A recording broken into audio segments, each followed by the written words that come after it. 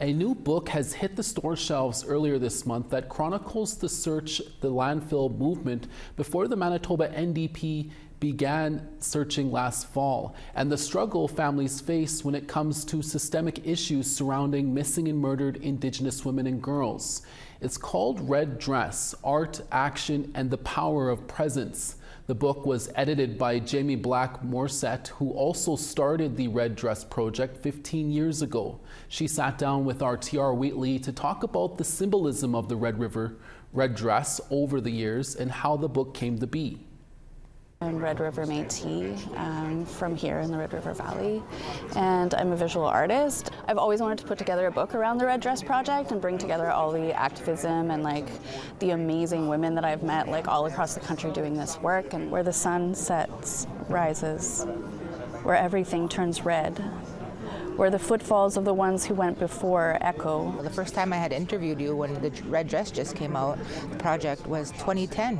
You know, it's what, 15 years later? Let's take us back to when you first started. Around 2009, around women really speaking out against injustice. Also around that time, there was really racist reporting. The way the media was kind of covering what was going on was very in the kind of vein of victim blaming and really putting women and their families as being responsible somehow for the violence that was happening to them. And just seeing families using their last $30 to make posters to look for their loved ones because no one else was supporting them except their close kind of relatives, you know?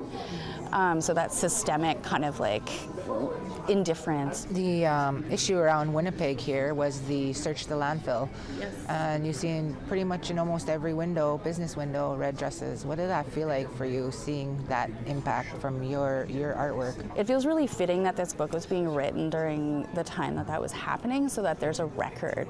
Not only are people murdered in our own city, but they're also there's no support in actually retrieving their remains. You know, internationally, Canada is known as this benign, benevolent country, right? And I think it's really important that we speak out about the realities of what are going on here. Kathy is such a wonderful person, and she's since passed away, but it felt so fitting that, you know, she wrote a foreword for this book.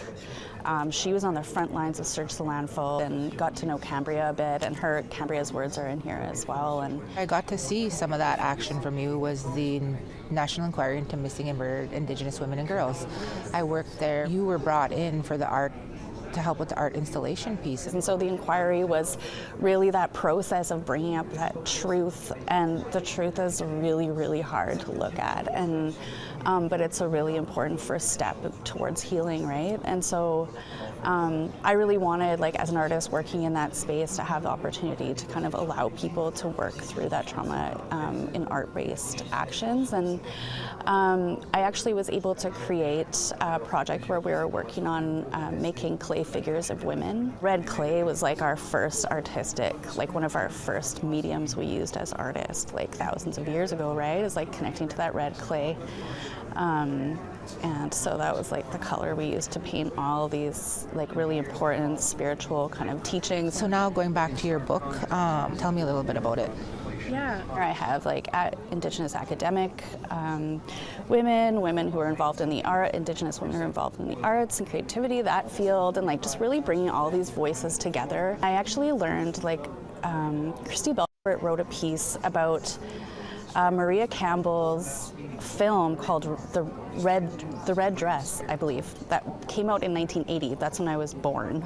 So now you guys know how old I am. So I didn't even really know about that film. And then Christy Belcourt submitted this essay. By connecting to the REDress, it's not something I made up. It's something that existed and had that power before I came to it. Also maybe globally, you know, has had that power, and that it's hard to explain because it's a spiritual thing, I think. And so by using that symbol of the red dress, we're connecting to so many who came before us, and also kind of looking to what the future can be. Tell stories without speaking. The wind becomes our words, coming in gales, shake tent, eagle wings, salt tears. We dream the revolution.